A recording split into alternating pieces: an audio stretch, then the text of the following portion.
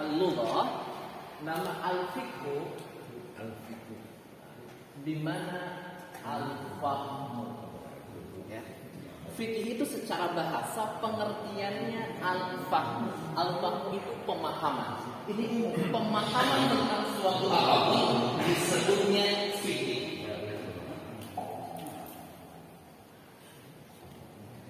Ini secara bahasa. Tetapi bukan ini yang kita mau dalam pengertian fikih. Nah, pengertian fikih dalam istilah atau syariat Islam, ma'rifah ahkam syar'iyyah allati tariquha al-ijtihad. Nah, kita bahas satu-satu di sini. Nah, fikih ini pertama, dia ini adalah suatu pengetahuan, ma'rifah. Dan ada perbedaan mendasar. Sebagian saya banyak membaca di kitab-kitab ulama tentang itu fikih atau usul fikih. Biasanya kalimat yang digunakan itu ma'rifah, meskipun ada sebagian yang menggunakan kata al-ilm. Perbedaan antara ma'rifah dengan ilmu. Kalau ilmu itu adalah sesuatu yang yakin dan memang tidak ada perbedaan pendapat di sana. 1 tambah 1 2. Mungkin nggak Pak di sana ada yang 1 tambah 1 jadi 5? Nggak mungkin. Itu ilmu. Ya. Tetapi kalau ma'rifah masih memungkinkan adanya sedikit perbedaan. Contoh, kalau saya ukur kabin ini, gitu ya, itu pasti mungkin 1 meter atau 2 meter itu pasti. Tetapi beda ceritanya kalau kita mengukur palung Mariana, gitu ya, di bawah laut, mungkin saja ada gesekan 0, sekian meter. Itu di situ namanya ma'rifah. Nah, kemudian pengetahuan tentang apa sih itu? Pengetahuan tentang ahkam syar'iyyah, hukum-hukum syariat. Kalau ada seorang profesor yang ahli di bidang biologi, ya sampai beliau mendapatkan gelar profesor, maksudnya apakah disebut faqih? Disebut faqih? Enggak. Karena fokus dan tujuan fikih ini di dalam istilah yakni hanya membahas hukum-hukum syariat saja. Ya, jadi keluar di dalamnya hukum-hukum tentang selain ilmu syariat. Kemudian, nah di sini juga saya terlewat di sini, maaf, ahkam syariat al-amaliyah. Ya, amaliyah. Ma'rifatu ahkam syar'iyyah al-amaliyah. Hukum-hukum syariat banyak namanya, tetapi dibatasi al-amaliyah, dia hanya membahas hukum-hukum syariat yang sifatnya amaliyah, perbuatan. Berarti keluar dari ilmu fikih ini adalah sesuatu yang sifatnya i'tiqadiyah, keyakinan, misalnya ilmu akidah. Di mana Allah enggak berada dalam ranahnya fikih, itu ranahnya akidah. Yang kita pelajari adalah hukum-hukum yang nampak jelas perbuatan kita sehari-hari, bukan yang sifatnya keyakinan. Itu ya. Kemudian allati tariquha al-ijtihad, dan ya, pengetahuan yang berkaitan dengan hukum-hukum syariat amaliyah itu harus pengetahuan yang melalui proses ijtihad. Oke. Proses ijtihad itu apa? Secara bahasa, ijtihad itu adalah berusaha sungguh-sungguh untuk mendalami suatu ilmu pengetahuan. Itu ijtihad. Nah, maksudnya di sini adalah kalau kita menemukan suatu hukum, atau bukan menemukan, kita tahu suatu hukum sholat 25 waktu itu hukumnya apa? Wajib. Atau hukum wudhu itu apa? Wajib juga. Nah ini yang seperti ini kita nggak perlu proses menggali hukum, mencari kesana kemari, nggak perlu kan? Memang kita sudah tahu dan ini adalah sesuatu yang pasti. Maka yang seperti ini bukan proses ijtihad, tetapi proses ijtihad itu melihat suatu dalil dari Quran, melihat dari suatu dalil dari sunnah, qiyas, ijma dan sebagainya, hingga melahirkan suatu produk hukum. Maka inilah proses yang hal ijtihad, yaitu melalui proses ijtihad. Karena melalui proses ijtihad, maka di dalamnya ada suatu perbedaan-perbedaan. Nah, karena proses ijtihad bukan sesuatu yang qat'i. Ini ya, jadi saya recap lagi Pak. Ilmu fikih ini adalah sebuah pengetahuan mengenai hukum-hukum syariat yang sifatnya amaliyah perbuatan, dan dia bukan hukum yang qat'i, melainkan hukum-hukum yang melalui proses ijtihad. Ya, atau dalam ulama lain mengatakan ini, al-fiqhu ilmu kulli hukmin syar'i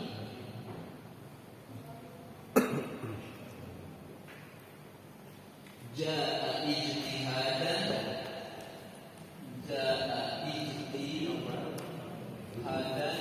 duna hukmin qat'i.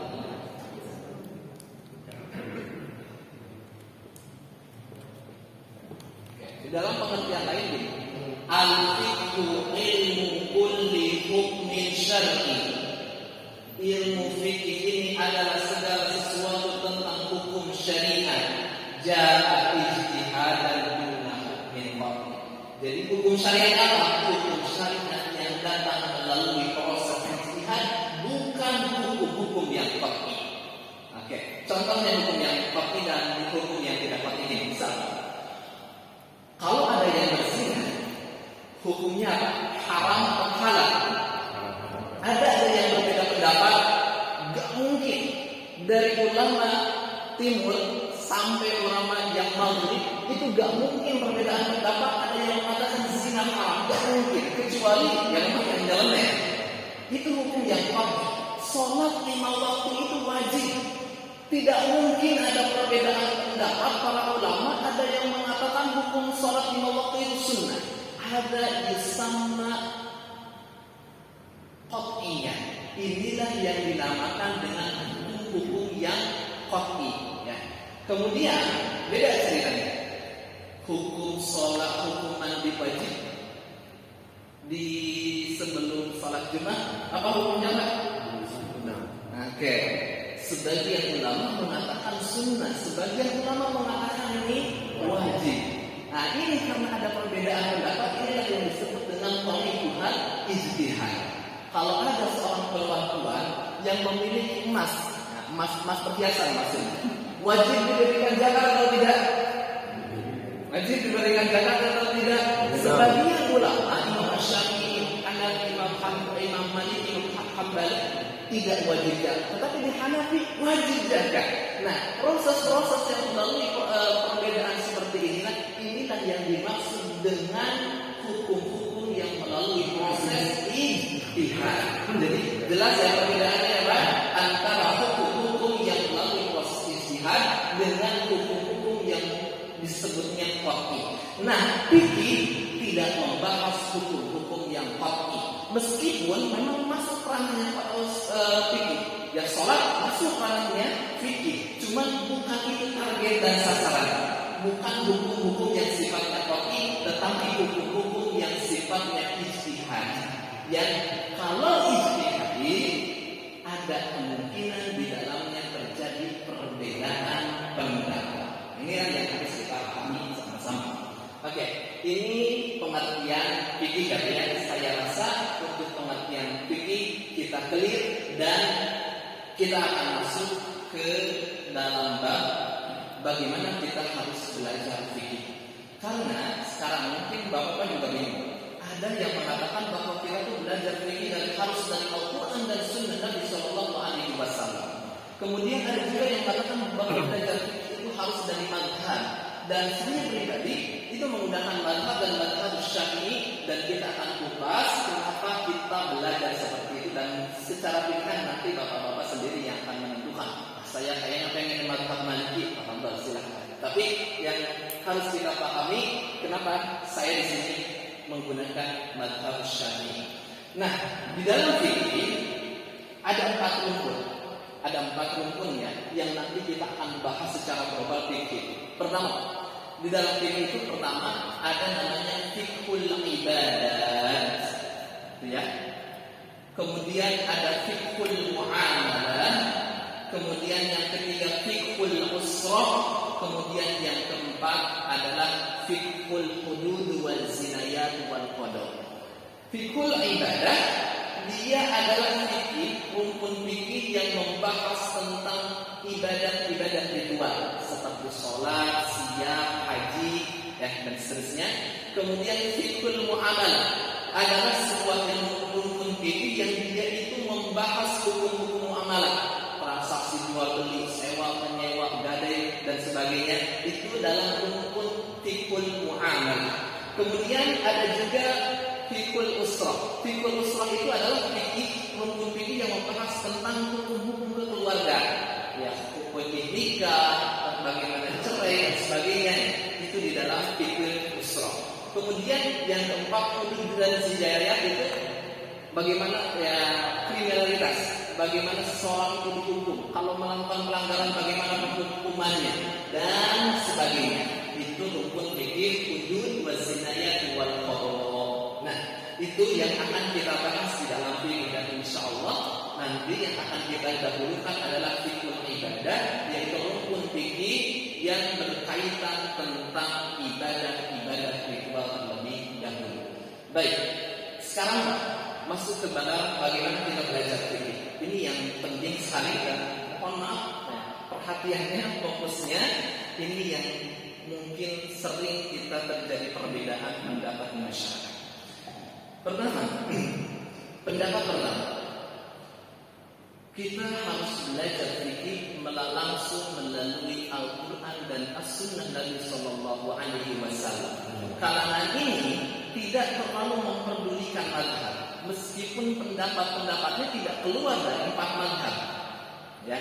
Tetapi sifatnya itu ya ambil mazhab manapun, selama tidak keluar dari 4 mazhab, yang penting kita punya pedoman langsung kepada Al-Quran dan Sunnah Nabi Sallallahu Alaihi Wasallam.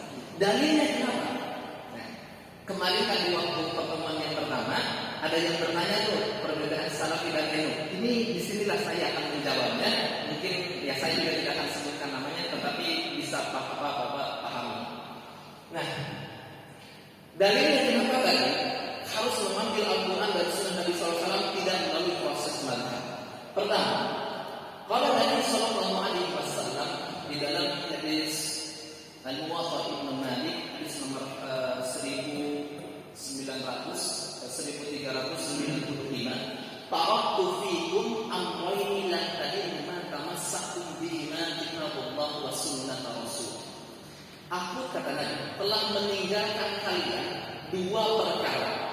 Kalau kalian berpegang teguh di dalam 2 perkara tersebut, lan tadillu, maka tidak akan tersesat. Apa 2 perkara tersebut? Kitabullah wa sunnah rasul. Al-Quran dan Sunnah Nabi Sallallahu Alaihi Wasallam. Nah, itu dari yang pertama. Ternyata Nabi Sallallahu Alaihi Wasallam tidak menganjurkan kita untuk bermadhab. Yang dianjurkan oleh Nabi Sallallahu Alaihi Wasallam adalah mengikuti Al-Quran dan Sunnah Nabi Sallallahu Alaihi Wasallam. Itu dalil yang pertama. Kemudian dalil yang kedua, ya, ternyata para imam mazhab pun tidak menyeru, kamu masuk mazhab saya, kamu masuk mazhab Syafi'i. Ternyata yang para imam mazhab pun tidak mengatakan seperti itu, justru mengatakan sesuatu yang kebalikan. Misalnya, Imam Syafi'i rahimahullah, Imam Al-Hanafi rahimahullah taala mengatakan begini, "Idza sahhal hadis fa huwa madhhabi." Kalau hadisnya sahih, maka itulah pendapatku, itulah madhabku. Nah, kemudian, idza qultu qawlan yukhalifu kitabullah wa khabar Rasul sallallahu alaihi wasallam fatruku qawli. Kalau ada perkataanku, kata Imam Imam Hanafi, yang bertentangan dengan Al-Quran dan Sunnah Nabi Sallallahu Alaihi Wasallam, pertinggalkanlah perkataanku. Nah, kemudian Imam Asy-Syafi'i rahimahullah taala juga pernah mengatakan, "Idza wajadtum fi kitabullah wa sunnah Rasulillah sallallahu alaihi wasallam fatruku qaul wa da'umaku. Kalau kalian menemukan di dalam suatu kitab yang menyalahi kitab Allah dan Rasulnya, maka tinggalkanlah pendapat tersebut. Nah, kemudian beliau juga pernah mengatakan, idza sahhal hadis ya fahuwa qauli wa illam tasma'uhu min. Kalau kalian mendengar hadis yang sahih dari Nabi sallallahu alaihi wasallam, maka itu adalah perkataanku meskipun kalian tidak mendengarnya langsung dari itu ya dari. Kemudian pernah juga mengatakan mazhab Imam Hanafi, haramun ala man lam ya'rif dalili ay yuftiya bil kalam. Haram hukumnya mengambil pendapat itu kata beliau ya, kalau tidak tahu dari mana kita mengambilnya dalil tersebut. Kemudian juga Imam Ahmad bin Hanbal pernah mengatakan, la tuqallidni wa la tuqallid Malikan wa la Syafi'iyyan wa la Al-Auza'i wa la As-Sawri fa'khudh min haitsu akhadhu. Janganlah kalian taklid mengikutiku, kata Imam Ahmad bin Hanbal. Jangan mengikuti Imam Asy-Syafi'i, As-Sawri, Al-Auza'i, tetapi ikutlah dari mana mereka mengambil, yakni Al-Qur'an wa sunnah Rasulullah sallallahu alaihi wasallam. Nah, inilah pendapat yang pertama, sehingga seakan-akan tidak terlalu mementingkan untuk ikut mazhab Hanafi, Syafi'i tidak. Nah, biasanya pendapat ini adalah pendapatnya orang-orang Salafiyyin. Kuat gak dari jawab? Kuat, ya, Masya Allah. Ini kuat dari. Jadi saya pikir ini adalah sesuatu hujah yang sangat kuat. Terus kemudian yang kedua, ada orang yang nggak mau seperti itu, inginnya bermadhab dan lebih cenderung mengambil satu madhab bahwa lebih dari yang lain. Kenapa alasannya? Karena kalau kita bermadhab tidak berarti kita tidak mengikuti Rasulullah SAW. Karena tidak mungkin imam yang empat. Sebetulnya kan madhab itu juga banyak ya Pak. Hasan Al-Basri, As-Sawri, Al-Auza'i tadi disebutkan, dan banyak lagi Lais bin Sa'ad. Cuman memang bintangnya itu empat, yang tersebar itu empat. Meskipun ada perkataan Imam Asy-Syafi'i rahimahullahu taala, Lais bin Sa'ad yang ahli fikih di Mesir, afqahu min Malik katanya. Itu lebih faqih dari Imam Malik gurunya, mazhab Maliki. Tetapi memang saya pikir bukan cuma soal keilmuan, tetapi antara ibadah juhudnya keilmuannya yang empat ini adalah orang-orang yang memang Allah pilih sehingga mazhabnya yang tersebar sampai sekarang dan bahkan namanya selalu disebut-sebut sampai sekarang.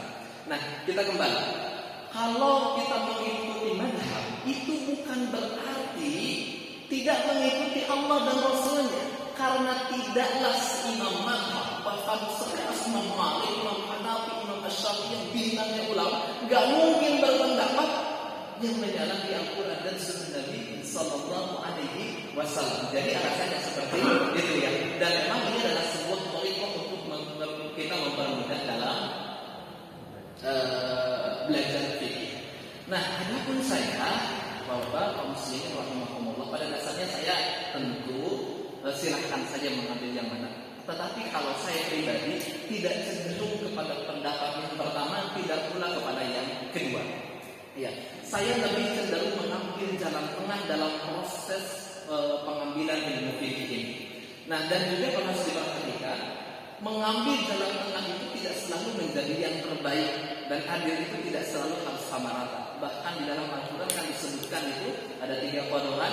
Ada orang di dalam surat Al-Baqarah, ada orang yang bertakwa, kemudian ada orang yang kafir, ada orang yang munafik. Kalau orang yang bertakwa itu adalah orang-orang yang beriman, adalah orang-orang yang kompak antara lisan dengan hatinya mengucapkan la ilaha illallah. Kalau orang-orang kafir, dia juga kompak antara lisan dan hatinya mengikuti Allah dan Rasulnya. Adapun ini yang pertengahan yang bermasalah ya Allah. Al-munafiqun dalam surah Al-Baqarah itu dari 1 sampai 5 menjelaskan orang yang bertakwa, dari 6 sampai ke 7 itu menjelaskan tentang orang-orang kafir, dari 8 sampai 20-nya ini menjelaskan orang-orang yang munafiqun. Orang yang munafik ini adalah orang-orang yang tidak kompak, pertengahan dia. Lisannya mengucapkan la ilaha illallah Muhammadur Rasulullah, hatinya mengingkari. Jadi selalu pertengahan itu nggak selalu baik. Nah, tetapi dalam ini saya lebih cenderung mengambil pertengahan. Pertama, saya setuju bahwa pengambilan fikih itu harus dari Al-Quran dan Sunnah Nabi Sallallahu Alaihi Wasallam. Cuma saya tidak setuju untuk semua orang pada tingkatan tertentu mengambil dari Al-Quran dan Sunnah Nabi Sallallahu Alaihi Wasallam adalah sesuatu hal yang bagus, sangat-sangat bagus. Tetapi pertanyaannya adalah, sekarang kita sebagai orang yang awam termasuk saya, bagaimana cara kita mengambil dari Al-Quran dan Sunnah Nabi Sallallahu Alaihi Wasallam? Bahkan kita fikih, usul fikih, qawaidul fikih pun kita nggak paham. Maka para ulama itu membentuk sebuah mazhab itu menganjurkan untuk mempelajari fikih dari mazhab itu sebetulnya adalah suatu proses kemudahan kita untuk belajar fikih. Ya, karena kita nggak mungkin bang, nggak mungkin. Sesuatu yang sangat berat untuk kita mengambil fikih dan langsung dari Al-Quran dan Sunnah Nabi Sallallahu Alaihi Wasallam. Karena kita bisa menyimpulkan hukum dari Al-Quran dan As-Sunnah minimal, ya kita harus sudah belajar ilmu fikihnya, ilmu usul fikihnya, qawaidul fikihnya, wadawabtul fikihnya, sirahnya, kemudian tentu tafsirnya. Itu cukup berat sekali. Makanya ulama itu tariknya mazhab. Dan ternyata para ulama pun bermazhab. Siapa para ulama besar yang tidak bermazhab? Justru ulama-ulama besar setelah Imam Al-Rafi, Imam An-Nawawi dan juga ulama-ulama yang lain, mereka tidak bermazhab ternyata. Meskipun tentu mereka mengikuti Al-Quran dan Sunnah Nabi Sallallahu Alaihi Wasallam. Nah, jadi bang, saya ingin sampaikan bahwa thariqah saya dalam belajar fikih itu harus bermazhab. Kenapa bermazhab? Karena untuk memudahkan. Terus yang kemudian yang kedua, kalaupun memang pada suatu tingkatan tertentu, ya tentu boleh mengambil pendapat di luar mazhab sesuai dengan ijtihadnya dan melalui Al-Quran dan Sunnah Nabi Sallallahu Alaihi Wasallam. Nah, jadi gini bang, boleh ya kita mengambil pendapat lain di luar mazhab? Ya boleh saja ketika kita tingkatannya sudah mencapai hal itu. Dikhawatirkan kalau kita tidak belajar melalui mazhab atau tidak, para ulama sering menyebutkan harus satu mazhab. Ya sebetulnya ada benarnya juga, karena kalau kita tidak dipatok untuk mengambil satu mazhab, kita itu cenderung memilih mazhab bukan berdasarkan ilmu, tetapi berdasarkan ingin mendapatkan kemudahan. Nah, misalnya bersentuhan kulit dengan perempuan, kira-kira perempuan, mazhab Syafi'i, mazhab. Kemudian ke yang lain tidak batal. Bapak-bapak pilih yang mana? Pilih yang batal atau yang tidak batal? Yang batal. Yang batal. Yang batal atau yang tidak batal? Tidak batal. Yang tidak batal. Kenapa? Gampang. Ya, pilihannya tidak seperti itu. Khawatirnya kalau kita tidak ditetapkan terutama di awal untuk memilih satu mazhab, seakan-akan orang wajib memilih satu mazhab. Maksudnya seperti itu. Kalau kita dibebaskan untuk memilih mazhab Hanafi Syafi'i di waktu belajar, maka biasanya kecenderungan kita untuk memilih mazhab itu bukan karena memang dalilnya paling kuat, tetapi untuk kemudahan biasa. Ya, seperti itu. Atau misalnya mazhab Syafi'i, hukum memakai cadar dalam Islam itu apa? Wajib. Cadar wajib. Cadar wajib. Jadi dalam mazhab Syafi'i, auratun nisa jami'ul badan. Aurat perempuan itu seluruh badan, maka wajib hukumnya menggunakan cadar. Kalau yang lain maksud kecuali pada kondisi-kondisi tertentu yang menimbulkan kita, maka cadar pun wajib. Oke, sekarang ibu pilih